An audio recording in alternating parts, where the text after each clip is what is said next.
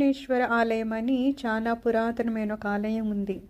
అక్కడ నల్లరాతితో ఆలయం అంతా నిర్మించి ఉంటుంది. దానికి తలుపులు కానీ తాళాలు కానీ ఉండవు. ఇంకా విచిత్రమైన విషయం ఏంటంటే అక్కడ శివలింగం కూడా ఉండదు. కానీ ఒక అరచేతి పరిమాణంలో నేలలో అంటే ఒక చిన్న రంధ్రం ఉంటుందంట. ఆ రంధ్రము ఆవు చెవి ఎలా ఉంటుందో ఆ ఆకారంలో ఉంటుందన్నమాట. దాన్ని శివుని నివాసం అని అన్నట్లుగా పూజిస్తారట.